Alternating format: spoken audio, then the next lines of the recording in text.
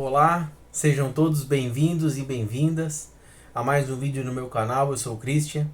Hoje esse vídeo nós vamos fazer o Evangelho no Lar.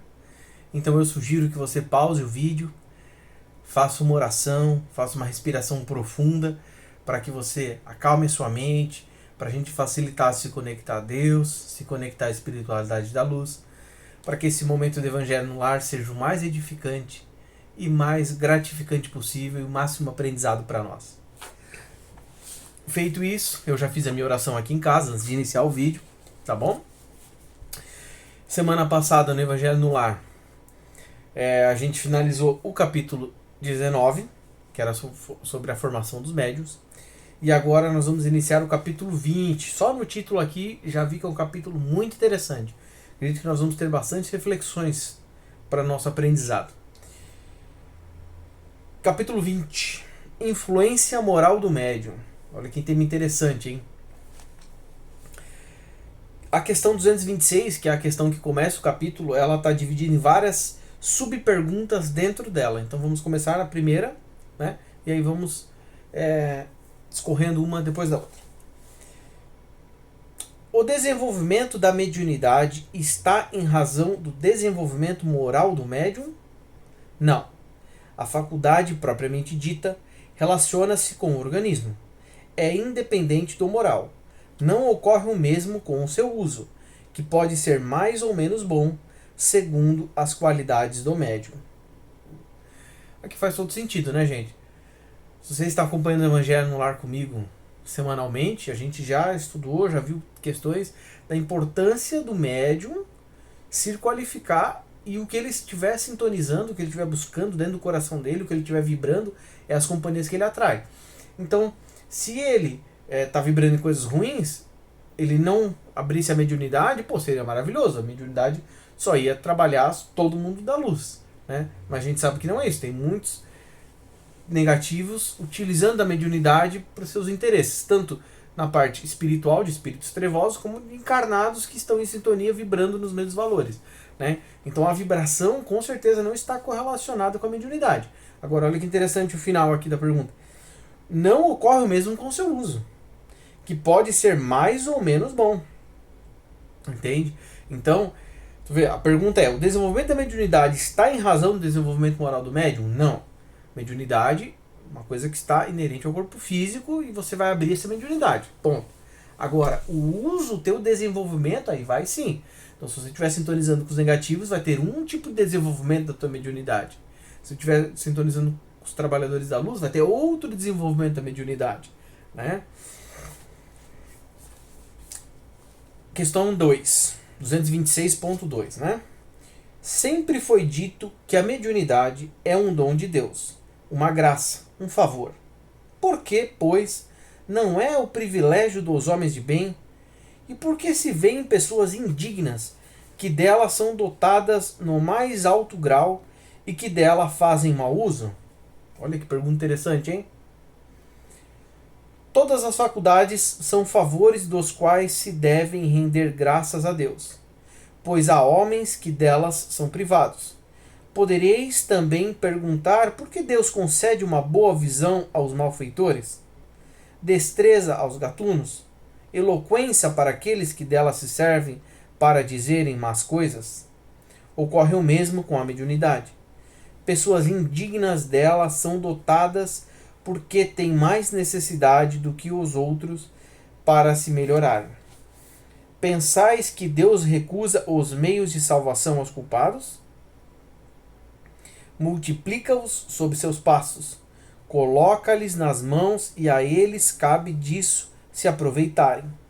Judas, o traidor, não fez milagres e curou os enfermos como apóstolo? Deus permitiu que tivesse esse dom para tornar sua traição mais odiosa? Olha que interessante, né? Essa reflexão que o Espírito Verdade nos traz aqui, ela sai da zona de conforto, né? Porque é uma pergunta que eu acho extremamente válida, né? Eu imagino que em algum momento a gente já fez esse questionamento. Por que tem pessoas, às vezes, com tantas qualidades e utilizadas para o mal e essas pessoas prosperam tanto? E aqui de vários, eu não estou falando só de questão financeira, mas de vários níveis de prosperar. Como ele vai dizer assim, pô, o cara que às vezes tem velocidade, é um cara, aqui ele vai dizer aqui, é um cara ágil, pô, ele vai ser um gatuno, e você pensa, pô, mas ele não tinha que ser um cara devagar para dificultar, né? Entende? Mas aí você vê a questão do Espírito Verdade, falando para nós, tem propósitos de Deus. E Deus não vai cercear, Deus não vai deixar de você ter a chance de se trabalhar e se reformar, né? Então ele vai dar o máximo de proveito e de ferramentas para que a pessoa evolua. Claro que aqui a gente sempre tem que lembrar daquela dinâmica. Deus vai ter um limite e vai ter um planejamento encarnatório para cada um. Porque, obviamente, se o cara, por exemplo, ele é gatuno, ele está encarnação por encarnação falhando com questão de roubo. Vai chegar um momento que vai ter uma questão kármica, obviamente ele vai ter que pagar cada débito dele, mas vai chegar um momento que vai dizer, não, você não vai encarnar mais com esse tipo de encarnação. Com outra, por exemplo, tu vai nascer, sei lá, deficiente do braço. Para quê? Para que tu não consiga roubar. Tô aqui dando um exemplo aqui bem esdrúxulo, mas só para entender, por exemplo. Por quê? Para tu resolver teus karmas vários de uma vez só. Então não é Deus te punindo, mas cara, tu tem um montão de karma agora para isso. E para ver se você vai passar por aquilo ali, para a pessoa refletir, falar, cara, pô, mas eu tô com uma vontade de fazer um saque, pô, mas eu não consigo. Pô, será que não tem outros valores? Será que não tem como eu descobrir um jeito de viver além disso para justamente se melhorar e se recuperar, né? Porque é muito importante a gente entender que nossa encarnação é reflexo de vários momentos do passado.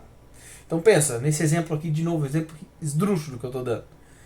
Mas você está encarnação após encarnação falhando por ser um gatuno, ser um ladrão, entende? Da mão leve.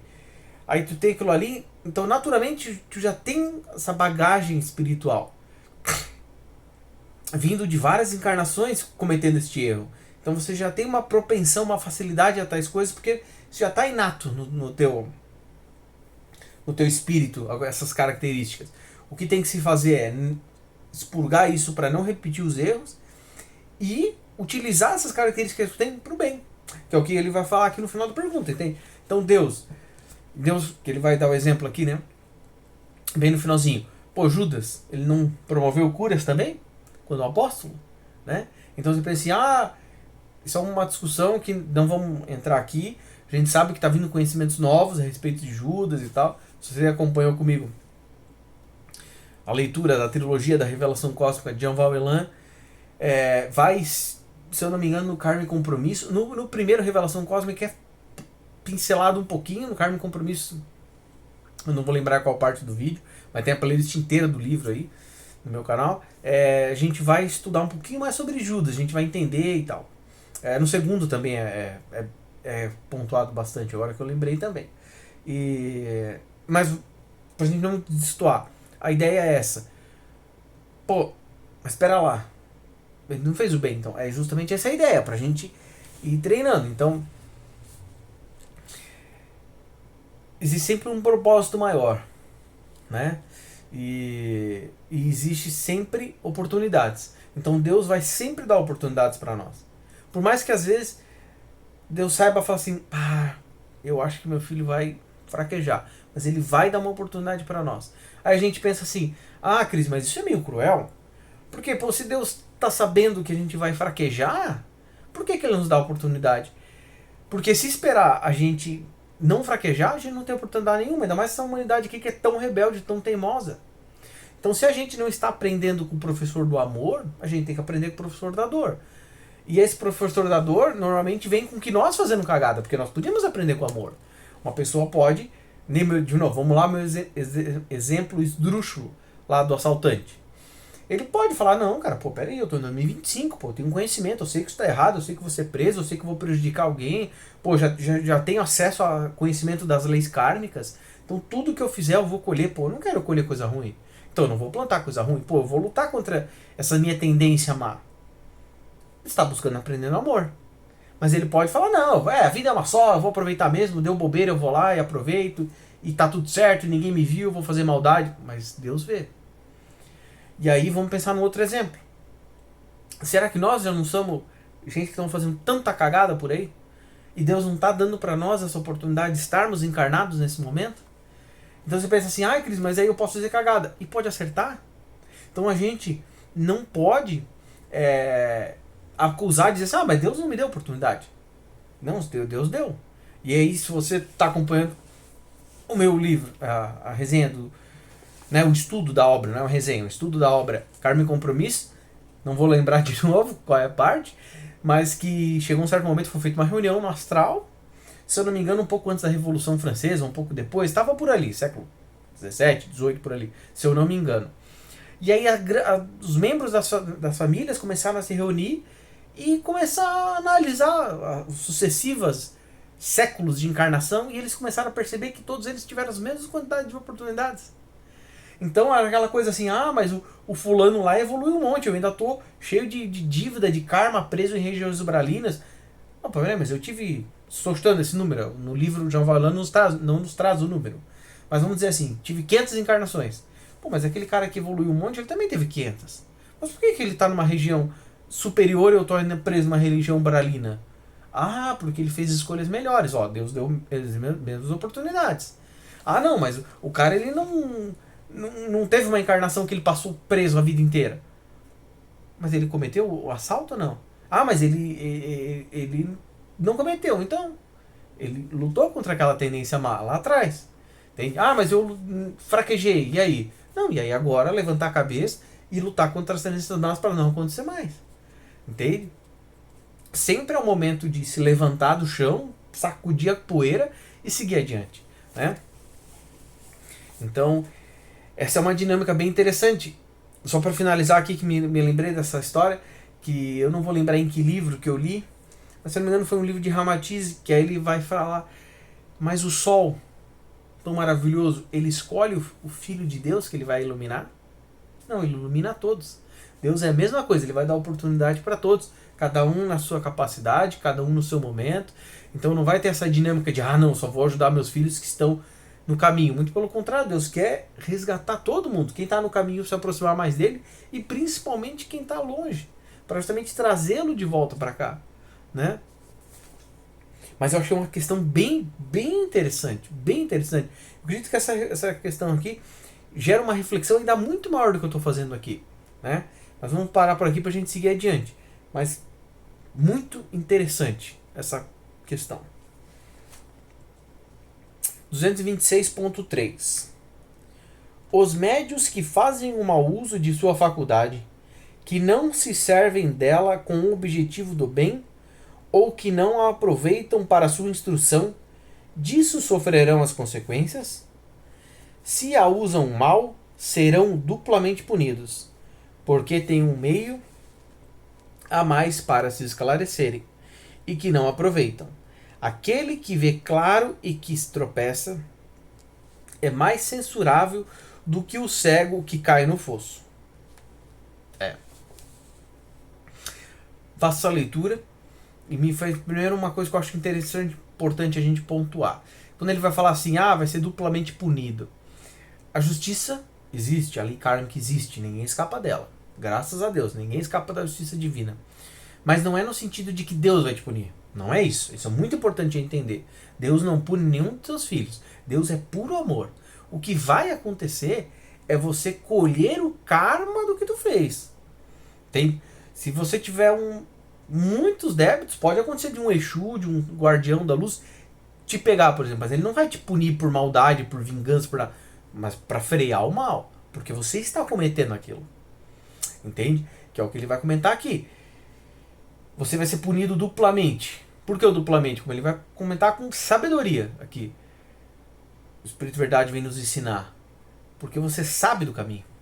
Então pensa, se você está estudando espiritualidade, você usa a tua mediunidade com objetivos escusos, cara, você está estudando aquilo. Você tem um conhecimento. Então, naturalmente, você vai ser mais cobrado. Entende? Faz total sentido. Porque você sabe daquilo. Mas e o cara que está na ignorância e não sabe? Vai ser levado em consideração uma outra análise. Por quê? Porque ele não sabia. Então ele está isento? Não, porque pensa. Se fosse assim, pensa, a humanidade teimosa, rebelde, ignorante, que não quer estudar, não quer aprender, eles iam continuar ainda mais ignorante, ainda mais teimoso, para dizer, não, mas eu não sabia. Então eu não posso ser punido? Tá, mas aí tu pode fazer um monte de atrocidades? E aí gera-se às vezes uma pergunta. Ah, mas espera aí. Mas se a pessoa não saber das leis, tem como ela ser punida? Tem. Punida não, mas cobrada, né? Vamos corrigir aqui. Tem como ela ser cobrada? Tem, claro que tem. Por quê? Porque Deus não seria justo de nos mandar aqui encarnar sem ferramentas nenhuma para discernir o que é o certo e o que é errado. Ainda mais que nós temos várias questões morais que impactam diretamente no nosso discernimento. Entende? Então, para às vezes, um cara que é um banqueiro, por exemplo, ganancioso por dinheiro, ele vai achar que está extremamente certo ele ficar enriquecendo ainda mais, enquanto pessoas passando dificuldade, porque ele está pegando todo o dinheiro do mundo só para ele e não olha para o próximo. Ele vai achar que está tudo certo. Então, como é que tu discerne? Como é que tu define o que é o certo e o que é errado? Aí Deus faz o quê? Nos dá a consciência. Então, se você faz aquela atitude e às vezes teu coração aponta, assim, apita, tu fala assim, cara, eu não sei se era certo que eu tinha que fazer. Pô, sabe aquele momento que tu deita tua cabeça no travesseiro antes de dormir, que é só tu e o travesseiro? E aí a tua consciência apita, fala, cara, tu mandou mal ali, ó. Pô, tu foi lá e fez tal atitude ali, tava errado. É o quê? É justamente a centelha divina falando contigo, é Deus falando contigo. Entende? Falando assim, filho, não segue este caminho.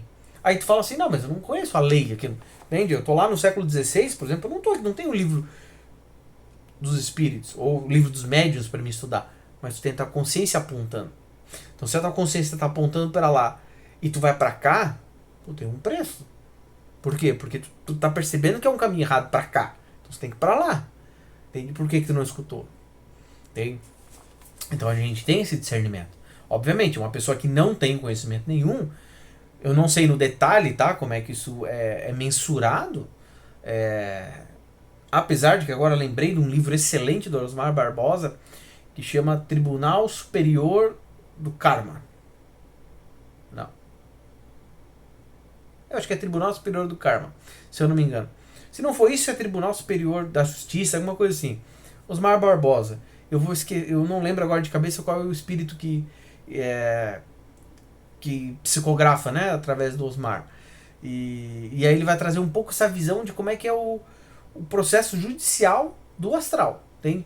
Como é que é uma audiência para se definir condenação, pena, como é que vai ser os próximos passos de um espírito que está endividado. Né?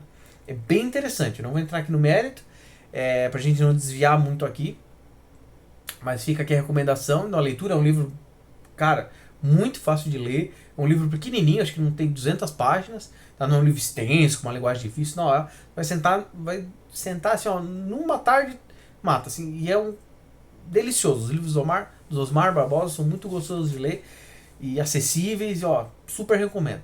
Entende? 226.4. Há médiuns aos quais são feitas espontaneamente e quase constantemente comunicações sobre um mesmo assunto, sobre certas questões morais, por exemplo, sobre certas faltas determinadas. Isso tem uma finalidade? Sim. E esta finalidade é de esclarecê-los sobre um assunto frequentemente repetido ou corrigi-los de certos defeitos. Por isso, a uns falarão sem cessar do orgulho, a um outro da caridade. Não é senão a saciedade que pode lhes abrir os olhos. Não há médium abusando da sua faculdade, por ambição ou por interesse, ou a comprometendo por um defeito capital, como o orgulho, o egoísmo, a leviandade, etc. Que não receba de tempos em tempos algumas advertências da parte dos espíritos. O mal é que, na maior parte do tempo, não tomam isso para si. Nota de Kardec para nós. Os espíritos empregam frequentemente cautela em suas lições, dando-as de um modo indireto para deixar mais mérito àquele que sabe aplicá-las e delas se aproveitar. Mas a cegueira e o orgulho são tais em certas pessoas que não se reconhece no quadro que se lhe coloca sob os olhos. Bem mais, se o espírito lhes dá a entender que é delas que se trata. Elas se irritam e tratam o espírito de mentiroso ou gracejador. Isso prova que o espírito tem razão.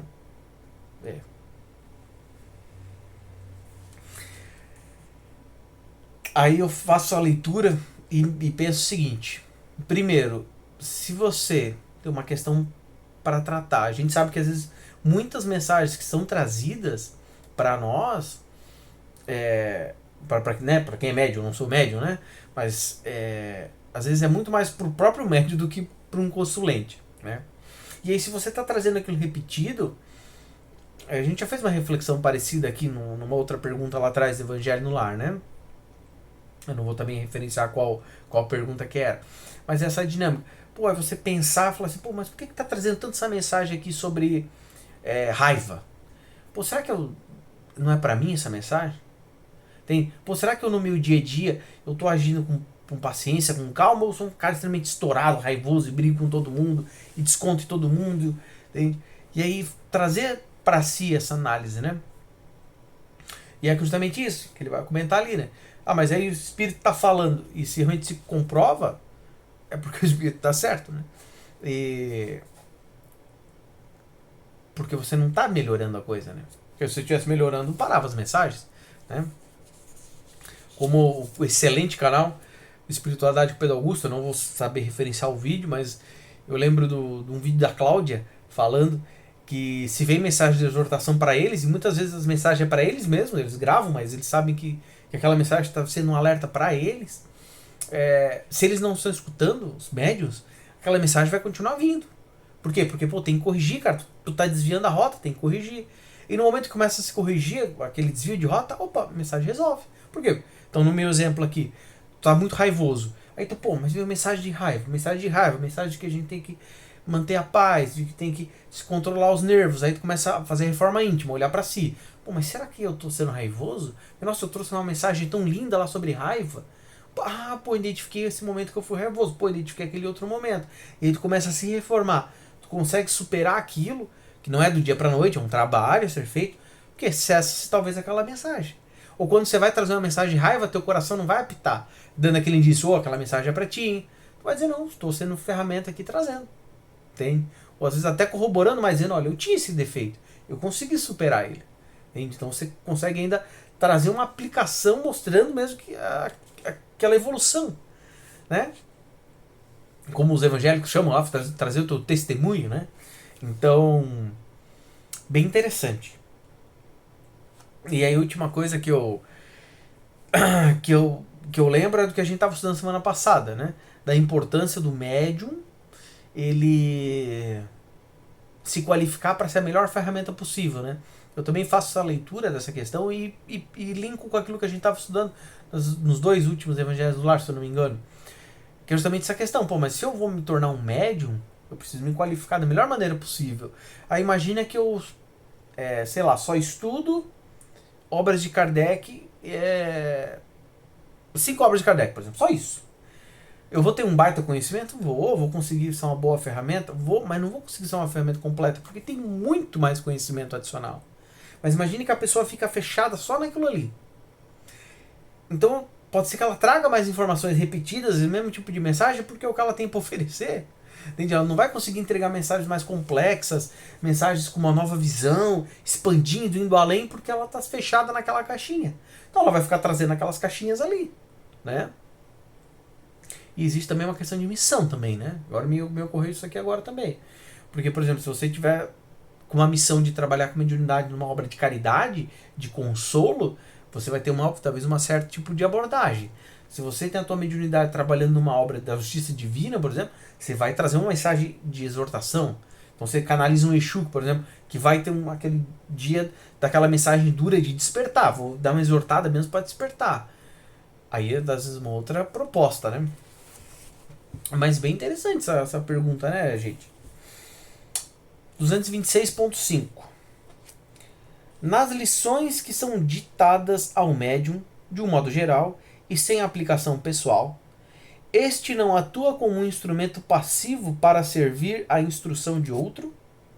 Frequentemente, esses avisos e esses conselhos não são ditados para ele pessoalmente, mas para outros, aos quais não podemos nos dirigir senão por intermédio deste médium, mas que deve deles tomar a sua parte, se não está cego pelo amor próprio. Não creiais que a faculdade medianímica seja dada para corrigir somente uma ou duas pessoas. Não. O objetivo é maior. Trata-se da humanidade. Um médium é um instrumento muito pouco importante como indivíduo. Por isso, quando damos instruções que devem aproveitar a generalidade, servimos-nos daqueles que possuem as facilidades necessárias. Não admitais, por certo, que virá um tempo no qual os bons médios serão bastante comuns, para que os bons espíritos não tenham necessidade de se servirem de maus instrumentos. Olha que lindo aqui, hein? Haverá um dia onde os espíritos há de servir de bons instrumentos, de bons médios. Só para ressaltar que já é esse final dessa resposta aqui do Espírito de Verdade para nós, para nos trazer este conforto, né? E é interessante pensar que existe a questão da mensagem individual, né, para o próprio médium, mas sempre é um trabalho maior, né? Então é mais ou menos de pensar, né, de qual é a utilidade de você fazer toda uma preparação da tua encarnação no plano espiritual, a tua encarnação aqui com aquela defasagem do duplo etérico para tuas faculdades mediúnicas estarem mais afloradas e você trabalhar, se fosse só para uma ou duas pessoas, né? Seria um baixo impacto, né? Não faria muito sentido isso. Né? Seria muito pouco proveitoso. A gente sabe que Deus quer aproveitar o máximo possível, né? Então vai realmente ser uma coisa coletiva, né? Então, justamente potencializar isso, né? Alcançar o máximo possível de pessoas, as grandes massas, né? E não dois, né? E vamos lembrar que a mediunidade é uma ferramenta que pode te ajudar a melhorar. Então, quanto mais tu servir, quanto mais tu colocar à disposição da espiritualidade da luz para trabalhar para o bem, trabalhar para o amor, mais você vai conseguir gerar créditos para você. Pô, então você é um médium endividado, pô, você quer quitar a dívida o máximo possível, o mais rápido possível, né? Então, já vem corroborar para isso. Então você vai alcançar mais vidas, né? Então essas vidas vão ser mudadas, a tua vida também vai ser mudada de alguma forma, né? É isso aí. Vamos ver a questão aqui 226.6.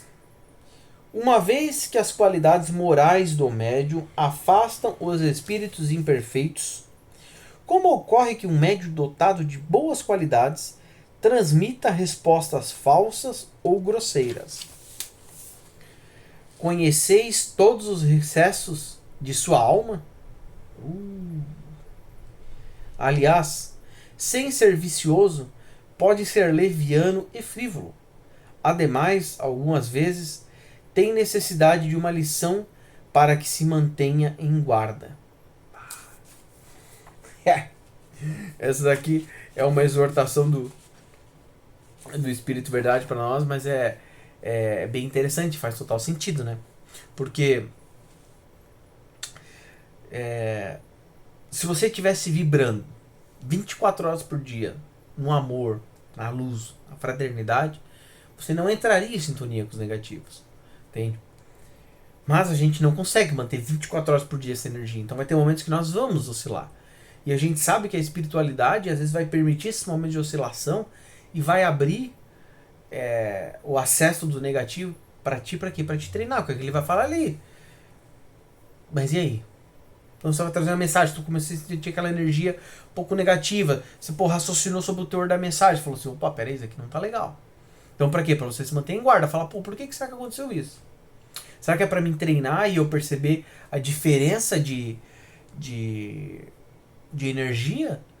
Ou será que não é pra me mostrar que eu tô vibrando em alguma coisa? Como ele vai falar, o que tem na tua alma? Porque pode ser que sim, nossa, eu estou lá no centro espírita, eu estou lá vendo um vídeo no YouTube, nossa, aquela hora do que eu assisti o vídeo, que edificante. Sim, mas o resto do teu dia, o que tu fez? Será que tu não...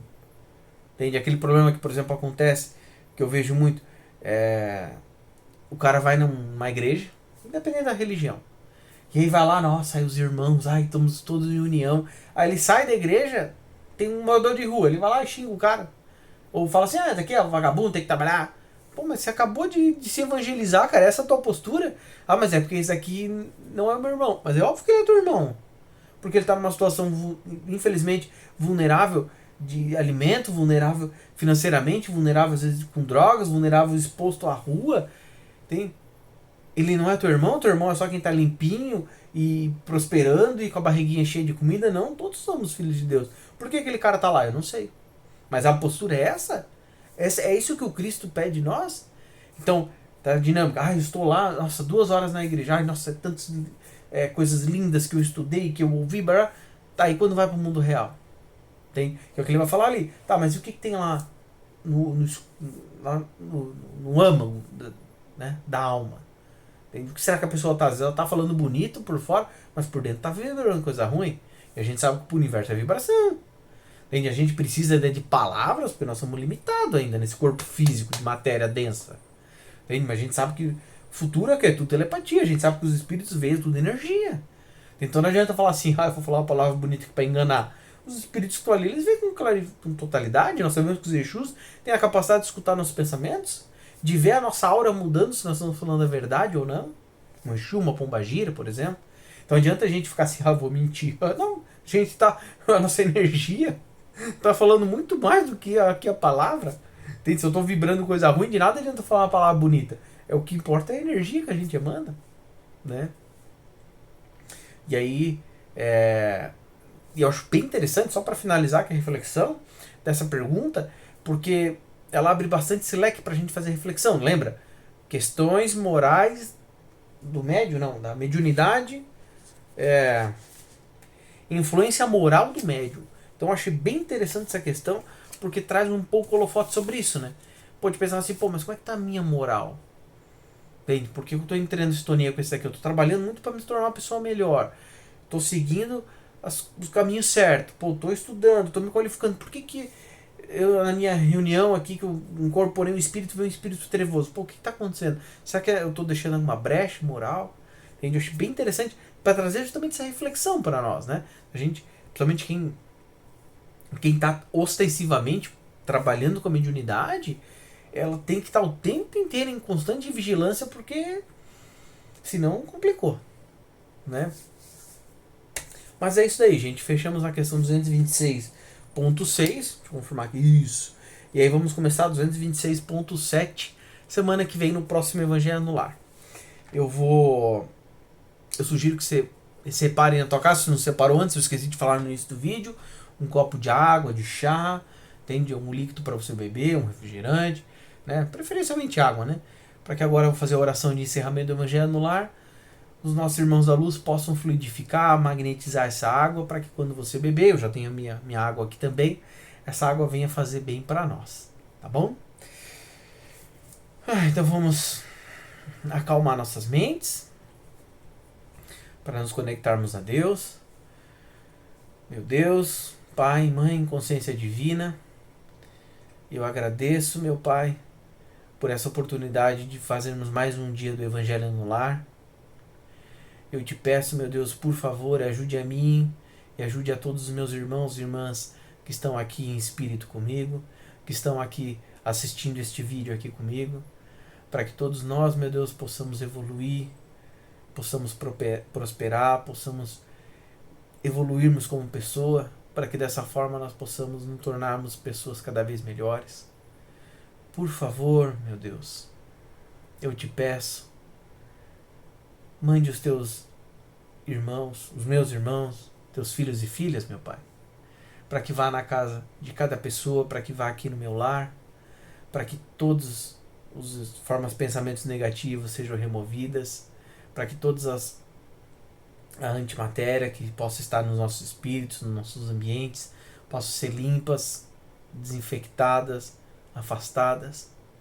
Por favor, meus irmãos da luz, eu peço para vocês, afastem todo e qualquer espírito obsessor, espírito trevoso que esteja perto de mim, perto dos meus irmãos e irmãs que estão vendo esse vídeo. Por favor, levantem barreiras de proteção nos nossos lares, para que nada de mal adentre os nossos lares, para que sejam lares de amor, de união, de fraternidade, para que eu aqui, os meus irmãos e irmãs, não sei aonde estão vendo esse vídeo, para que todos nós possamos nas nossas casas termos uns lares de amor, de união, sem brigas, sem discórdia, sem contendas, para vivermos em harmonia, em felicidade. Eu peço também, finalizando a minha oração, por favor, meus irmãos da luz, fluidifiquem e magnetizem os líquidos, água, chá, refrigerante, tanto faz, que está aqui comigo, que está com os nossos irmãos e irmãs vendo pelos vídeos, para que dessa forma, quando nós bebemos esta água, ou quando nós demos para os nossos familiares, para os nossos pets, essa água venha hidratar nosso corpo físico, mas também venha hidratar nossos espíritos, nos trazendo cura, nos trazendo bênçãos, nos trazendo uma energia do bem, do amor, de paz. Amém. E é isso, gente. Finalizamos mais um Evangelho no Lar. Fiquem todos com Deus.